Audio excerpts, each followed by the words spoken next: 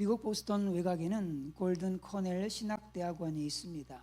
이 코넬 신학대학원은 러셀 코넬이 세운 신학교입니다. 시민전쟁이 일어났을 때 러셀 코넬은 대령이었는데 이 전쟁에서 후퇴를 하게 되었습니다. 그런데 그만 수치스럽게도 자신의 지휘하는 지휘 칼을 버리고 후퇴를 한 겁니다. 그래서 코넬 대령은 링이라는 소년을 시켜서 그 칼을 가져오도록 했습니다.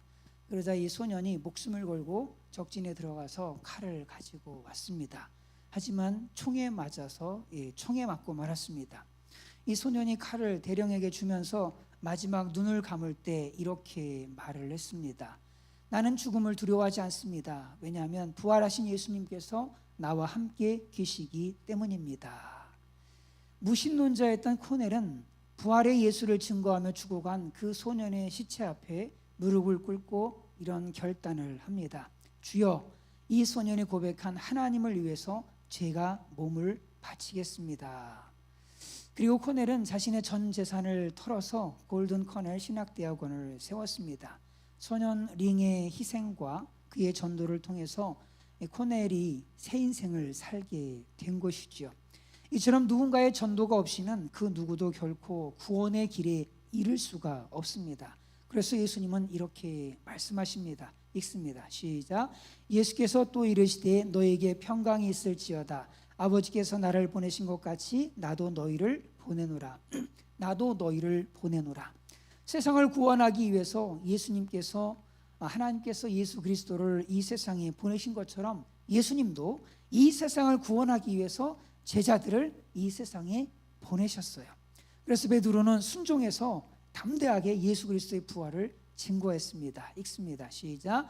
그런즉 이스라엘 온 집은 확실히 알지니 너희가 십자가에 못 박은 이 예수를 하나님이 주와 그리스도가 되게 하셨느니라. 한마디로 뭐냐면 예수님은 주님이시고 예수님은 그리스도다. 바로 이렇게 선포하고 있는 겁니다. 그러자 많은 사람들이 우리가 어찌할꼬 하면서 회개하는 거예요. 읽습니다. 시작. 그들이 이 말을 듣고 마음에 찔려 베드로와 다른 사도들에게 물어 이르되 형제들아 우리가 어찌할꼬 하거늘. 이때 예수 그리스도를 믿고 구원받은 사람이 무려 3,000명이나 되었습니다. 이렇게 누군가에 의해 복음이 전해질 때 구원받는 역사들이 있게 됩니다. 이제 예수님은 우리에게 이렇게 말씀하세요. 읽습니다. 시작. 또 이르시되 너희는 온 천하에 다니며 만민에게 복음을 전파하라. 또 읽습니다. 시작. 오직 성령이 너에게 임하시면 너희가 권능을 받고 예루살렘과 온 유대와 사마리아와 땅끝까지 이르러 내 증인이 되리라 하시니라. 또 읽습니다. 시작. 그런즉 그들이 믿지 아니하는 이를 어찌 부르리요 듣지도 못한 이를 어찌 믿으리요 전파하는 자가 없이 어찌 들으리요. 불교는 산속에 들어가서 스스로 구원을 얻고자 수도하는 종교이지만 기독교는 이미 만들어 놓은 그 구원의 길을 이 세상에 전하는 공동체입니다. 그리고 우리는 이 구원의 길을 세상에 전하는 하나님의 대사로 부름받으신 분들이에요. 우리는 다들 대사들입니다. 대사들. 이렇게 하나님은 우리를 통해서 세상 모든 사람들이 구원을 받으며 진리를 아는 데 이르기를 원하십니다. 읽습니다. 시작. 하나님은 모든 사람이 구원을 받으며 진리를 아는 데 이르기를 원하시느니라. 하나님은 모든 사람이 구원받기를 원하십니다. 그래서 사도들은 모든 사람이 구원받기를 원하시는 그 하나님의 마음을 품고 그 어떤 핍박과 그 어떤 박해에도 굴하지 않고 전도의 사명을 계속해서 감당해 나갔습니다. 공갈, 협박, 능욕을 받으면서도요 오히려 기뻐하고 예수님의 부활을 전했습니다. 읽습니다. 시작. 그들이 옳게 여겨 사도들을 불러 채찍질하며 예수의 이름으로 말하는 것을 금하고 놓으니 사도들은 그 이름을 위하여 능욕받는 일에 합당한 자로 여기심을 기뻐하면서 공의의 앞을 떠나니라.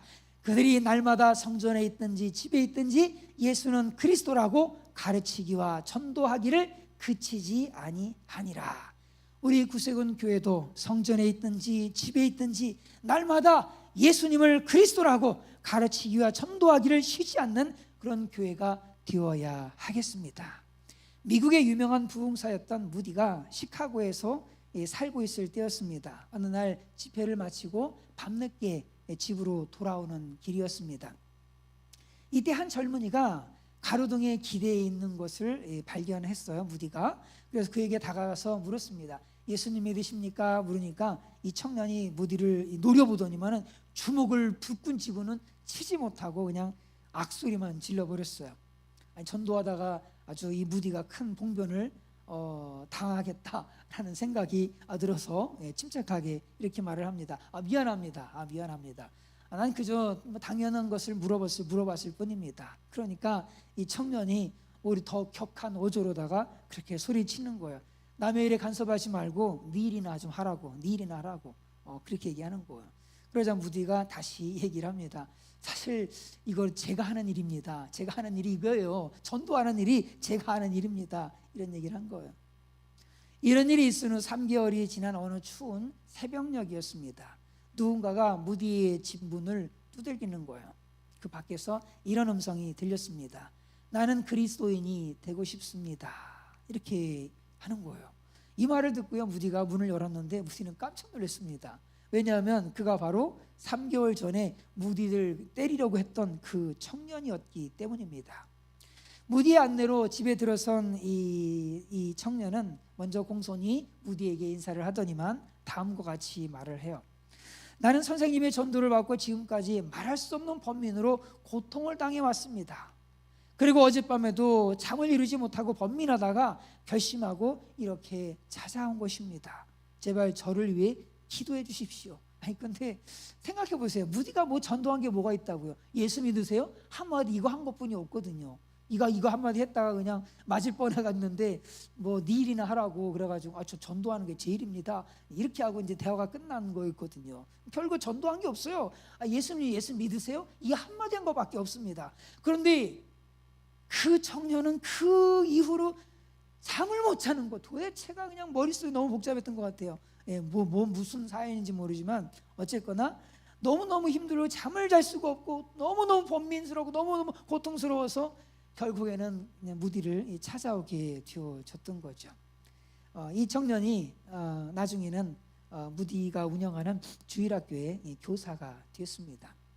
이처럼 전도자의 뿌린 그 씨앗은 반드시 언젠가 열매를 거두게 됩니다. 그러므로 이는 집에 있든지 성전에 있든지 아니면 어떤 환경 처지에 있든지 예수는 그리스도라고 가르치기와 전도하기를 쉬지 않는 전도의 사명을 감당하는 모두가 되어야 할 줄로 분명하게 믿습니다. 이렇게 전도자로서의 부르심에 순종하는 것 그러면 쉽습니까? 쉽지 않습니까? 어려워요. 네, 어렵습니다. 네, 자신의 부족한 모습을 생각하면 더더욱 참 어렵다는 생각이 들어요. 모세도 마찬가지였어요. 하나님이 모세를 통해서 이스라엘 백성들을 이제 출애굽시키려고 하셨거든요. 그래서 이제 모세를 부르셨어요. 읽어보겠습니다. 시작. 이제 내가 너를 바로에게 보내어 너로 내 백성 이스라엘 자손을 애굽에서 인도하여 내게 하리라. 사실 모세가 할 건 별로 없어요. 모세는 그냥 하나님이 시키는 대로 그냥 말만 하면 되는 거거든요. 그런데 모세는 하나님의 부르심에 사양합니다. 읽습니다. 시작. 모세가 하나님께 아뢰되 내가 누구이기에 바로에게 가며 이스라엘 자손을 애굽에서 인도하여 내리까? 내가 누구이기에? 제가 뭔데요? 저 못합니다. 이거거든요.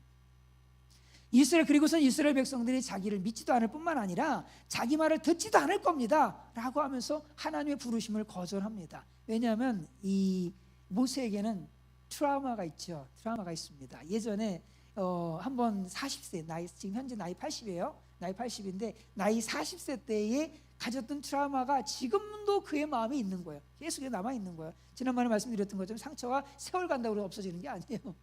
나이 40세 때 그래도 이스라엘 백성들 한번 도와보겠다고 그들을 한번 도와보겠다고 했는데 오히려 이스라엘 백성 네가 뭔데 말이야. 네가 뭔데 그러냐라고 하면서 우리 이제 그 백성들이 받아들이지 않죠. 자기 말을 전혀 듣질 않습니다. 그러다가 결국에는 살인죄를 저지르고 미디안 광야로 쫓겨나게 되어졌거든요. 이런 트라우마가 있는 거예요. 그런데 다시 그 백성에 가가지고 그 백성에 가야 되고 그때 이제 자기를 잡으려고 했던 그 모세가 아니라 그 바로한테 또 가야 된다고 생각을 하니까 이거 뭐 못 가는 거죠. 두렵죠. 참 이스라엘 백성들한테 말을 꺼낸다는 것도 두려운 거예요. 부담스러운 거예요. 너무 힘든 겁니다. 왜냐하면 이 사람들이 또 거절할 거기 때문에 거절에 대한 부담감이 그냥 엄청나게 컸던 거예요, 마음에. 그래서 이제 자기 핑계를 댑니다. 자기는 말주변이 없다고 핑계를 대요. 읽습니다. 시작. 모세가 여호와께 고하되 주여 나는 본래 말에 능치 못한 자라 주께서 주의 종에게 명하신 후에도 그러하니 나는 입이 뻣뻣하고 혀가 둔한 자니이다. 그래도 하나님은요 이 모세를 계속해서 설득하십니다. 또 읽습니다. 시작.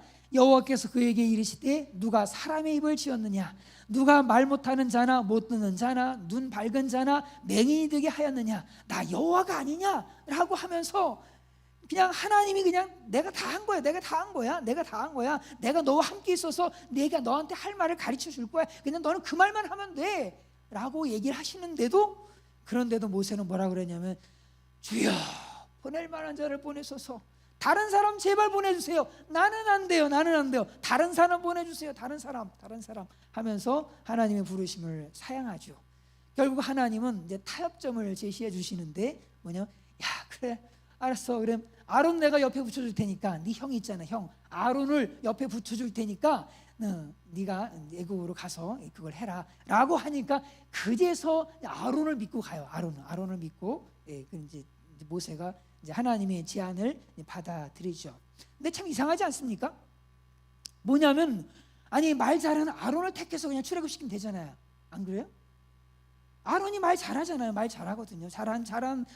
잘하니까 뭐 굳이 모세를 못하겠다는 모세를 굳이 억지로 할 필요 없잖아요. 말 잘하는 아론을 택해서 그냥 출애굽시키면 될 텐데 하나님께서는 말주변도 없고 그래 안 가겠다고 그냥 버티고 있는 이 모세를 그냥 설득을 시켜가지고 보내시는 걸까? 도대체 왜 그러시는 걸까? 고린도전서에 이렇게 말씀하고 있어요. 읽습니다. 시작. 형제들아 너희를 부르심을 보라. 육체를 따라 지혜로운 자가 많지 아니하며 능한 자가 많지 아니하며 문벌 좋은 자가 많지 아니하도다. 그러나 하나님께서 세상에 미련한 것들을 택하사 지혜 있는 자들을 부끄럽게 하려 하시고 세상에 약한 것들을 택하사 강한 것들을 부끄럽게 하려 하시며 하나님께서 세상에 천한 것들과 멸시받는 것들과 없는 것들을 택하사 있는 것들을 폐하려 하시나니 하나님은 연약한 사람들을 택하셔서 복음을 전하게 하십니다. 말 잘하는 사람들을 통해서 일하시는 것이 아니라 하나님은 연약한 사람들을 통해서 일을 하세요. 자격이 없다고 여기는 사람들을 택하셔서 권세를 주셔가지고 구원의 역사를 이루게 하시는 거예요. 약한 자를 들어서 강한 자를 부끄럽게 하시고 무식한 자를 들어서 지혜로운 자들을 부끄럽게 하시고 구원의 복음을 전하게 하시는 거예요. 그럼 어떻게 약한 자, 천한 자, 멸시받는 자, 이 없는 자들이 도대체 뭔 힘을 가지고 말이에요? 강하고 지혜로운 사람들, 있는 사람들을 부끄럽게 할 수 있습니까? 아무것도 없는 사람들이 말이에요. 약하고 천하고 멸시받고 배운 것도 없고 이런 사람들이 도대체 뭐 가지고 그렇게 강하고 지혜롭고 있는 사람들 그런 사람들을 부끄럽게 할 수 있을까? 성령께서 그들과 함께 하시기 때문에 그렇습니다. 오히려 모세가 약하고 부족하고 말주변이 없기 때문에 하나님은 그를 택하여 쓰셨습니다. 왜냐하면 출애굽은 모세가 하는 것이 아니라 하나님이 하시는 일이기 때문입니다. 전도는 성령께서 하시는 사역이에요. 우리가 하는 사역이 아닙니다. 그래서 예수님은 이렇게 말씀하세요. 읽습니다. 시작. 오직 성령이 너에게 임하시면 너희가 권능을 받고 예루살렘과 온 유대와 사마리아와 땅끝까지 이르러 내 증인이 되리라 하시니라. 예수님은요 어부 출신 세리 출신에다가요 내세울 것 하나 없는 스펙 하나 없는 제대로 가진 스펙이라고는 스펙이 제대로 없는 이런 제자들을 부르셔서는 뭐라고 말씀하시느냐면 성령을 받으라 라고 말씀하시는 거예요. 니들 능력을 키워라. 언어 실력을 키우고 학문 좀 학교를 좀 다시 다니고 그래서 실력을 좀 키우고 이렇게 하라고 말씀하시는 것이 아니라 성령을 받으라 라고 말씀하시는 거예요. 읽습니다. 시작. 아버지께서 나를 보내신 것 같이 나도 너희를 보내노라. 이 말씀을 하시고 그들을 향하여 숨을 내쉬며 이르시되 성령을 받으라. 성령을 받으라. 예수님은 약속대로 성령을 보내주셨어요. 오순절날이 이르자 갑자기 하늘에서 강한 바람이 세차게 부는 소리가 막 들려요. 그러더니 거기서 앉아있는 그런 집안에 가득하고 각 사람들 위에 불의 혀 같은 것들이 그냥 쭉 내리는 거예요. 그러더니만 이 사람들이 성령이 충만해서 성령이 주시는 그 능력으로 자기도 생전 써보지 못한 이상한 외국어로다가 예수 그리스도의 복음을 증거하기 시작을 하는 겁니다. 이처럼 전도는요, 그들이 이제 복음을 전해가지고 그때에 회개한 사람들이 아까 말씀드렸던 3,000명이거든요. 3,000명. 전도는 인간의 역사가 아니라 성령의 역사입니다. 우리가 할 일은 다만 뭐 하는 거냐면 순종하는 거예요. 순종. 우리도 모세처럼 하나님의 부름을 받을 때 여러 가지 핑계를 내세워요. 아직은 때가 아닙니다. 좀 더 은혜를 받고요, 좀 믿음이 생기면 그때 가서 전도하겠습니다. 좀 돈도 벌고 요새 시간이 없어요. 그 전도할 시간이 없습니다. 좀 생활도 좀 안정되고 좀 그렇게 하면은 그때 전도할게요 라고 변명을 늘어놓기도 하죠. 그리고 이렇게 얘기해요. 저요 속도름이 엄청나게 많고요, 내성적이고 말주변도 없고요, 부끄러움도 많고요, 저 못합니다. 저는 그런 거 절대 못해요. 저는 절대 못해요. 그러나요, 이런 핑계들이 얼마나 어리석은 일인지 모릅니다. 우리는 즉시 순종해야 됩니다. 왜냐하면 이제 곧 더 이상 구원받을 기회가 없는 영혼의 밤이 오기 때문입니다. 읽습니다. 시작. 하나님은 이르시되 어리석은 자야, 오늘 밤에 내 영혼을 도로 찾으리니 그러면 내 준비한 것이 누구의 것이 되겠느냐 하셨으니, 내가 오늘 밤 주님의 부름을 받을지, 아니면 오늘 밤 예수님이 재림하실지, 그리고 내가 전도하고 싶었던 그 가족이나 친척이나 친구나 이웃이 혹시 오늘 밤에 유명을 달리할지 우리는 아무도 모릅니다. 그러므로 하나님의 일을 위해서 부름을 받을 때 이 핑계 저 핑계 돼서는 안 돼요. 다만 우리에게 필요한 것이 있다면 그것은 순종입니다. 이 구원의 복음을 세상에 전하라 라고 말씀하실 때에 믿음으로 순종해 나아가는 지혜로운 모두가 되기를 간절히 바랍니다. 내가 너희를 보내노라 라고 말씀하실 때 아멘 하면서 즉시 순종하는 그런 지혜로운 모두가 되기를 간절히 바랍니다.